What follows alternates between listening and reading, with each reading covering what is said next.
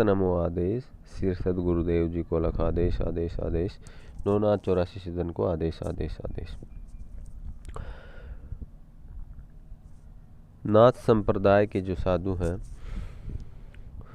उनकी वेशभूषा के बारे में कुछ चर्चा कर लेते हैं।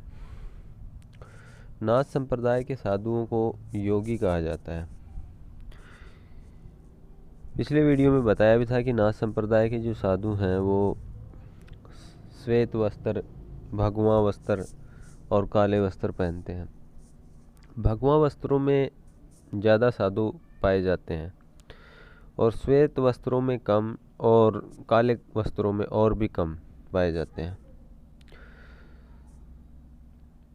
इसके अलावा और क्या क्या पहचान है जो उनकी पाई जाती है।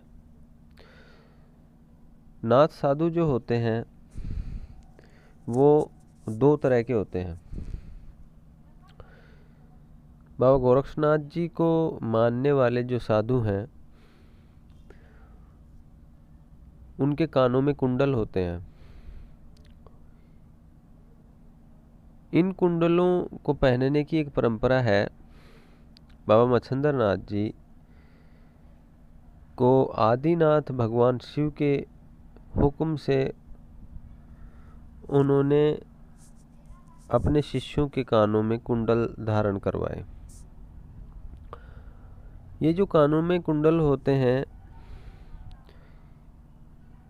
ये ज्ञान रूपी प्रकाश से पूरे संसार को प्रकाशवान करने के लिए भगवान शिव ने जो कुंडल धारण किए हुए हैं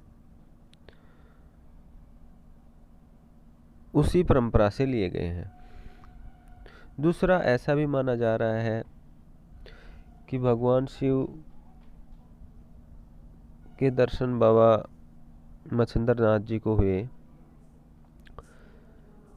तो उन्होंने अपने कानों में कुंडल धारण किए हुए थे और उन कुंडलों से जो प्रकाश था उससे पूरा संसार प्रकाशमान हो रहा था। तो वहीं से ये परंपरा मानी जाती है। दूसरा एक और है, एक यह भी कहा जा सकता है कि ये शिष्य की एक परीक्षा भी है। नाथ परंपरा जो है उसमें दीक्षा लेने के लिए ऐसा कोई प्रचलन नहीं कि कोई भी व्यक्ति जाए और उसमें से दीक्षा ले ले। नाथ संप्रदाय में जो साधुओं के लिए जो संन्यास की दीक्षा है वो लेने के लिए शिष्य को कठोर परीक्षाएं पास करनी होती हैं, जिनमें से एक ये भी है कानों में कुंडल डालना। सभी नाथ साधुओं के लिए नहीं है, ये गोरक्षनाथ जी और बाबा मच्छिंद्र नाथ जी से जो संबंध रखते हैं उनके लिए है। कानों में जो कुंडल डाले जाते हैं तो कान चीरा जो गुरु होते हैं वो एक कर्द होती है जो दुधारी होती है, दोनों तरफ उसके धार होती है। उसे नीम के पानी में खूब उबाला जाता है और उसके बाद में भस्म के द्वारा कान पर निशान लगाए जाते हैं और उसके बाद उसके कान चीरे जाते हैं। कान चीरने के बाद में 40 दिन तक जिनके कान चीरे जाते हैं वो लेट नहीं सकते हैं। उन्हें अगर सोना भी है तो बैठे बैठे या खड़े खड़े ही सो सकते हैं। और उन्हें मंत्र दिया जाता है जिसका उन्हें भजन करना होता है और उन्हें शिव स्वरूप माना जाता है। उसके बाद में कानों के चीर करके उसमें कुंडल डाल दिए जाते हैं और उन्हें योगी की उपाधि दी जाती है।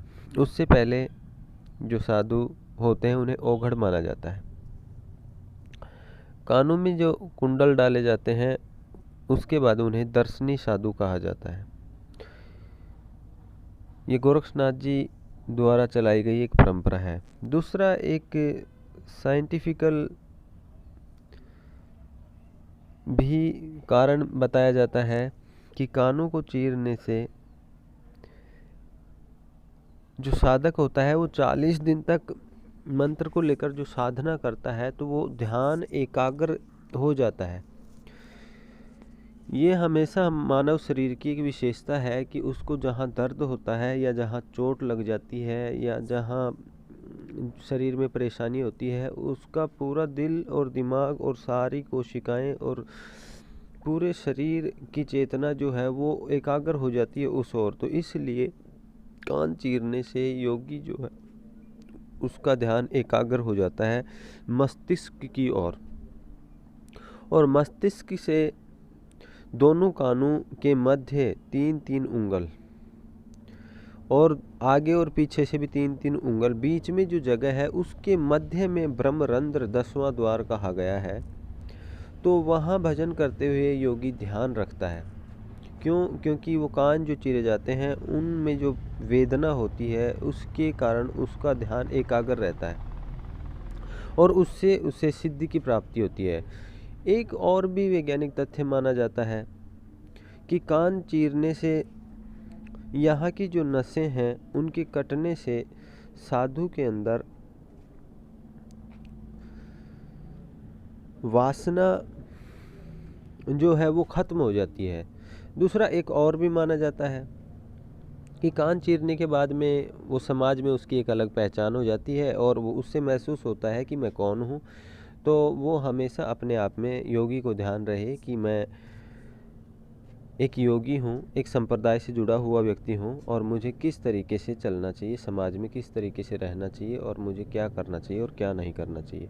तो इन सब बातों से वो जुड़ा रहता है। तो ये था नाथ संप्रदाय में बाबा मच्छिंद्र नाथ और गोरक्षनाथ जी द्वारा जो चलाए गए जो पंथ हैं उनके अंदर कानों में कुंडल डालना, कानों में चीरा देना, उसकी परंपरा और उसके विभिन्न मत। इसी प्रकार से आगे दूसरी वीडियो में और जो साधुओं की वेशभूषा नाथ संप्रदाय की है उसके बारे में चर्चा की जाएगी। अब के लिए इतना ही। आदेश।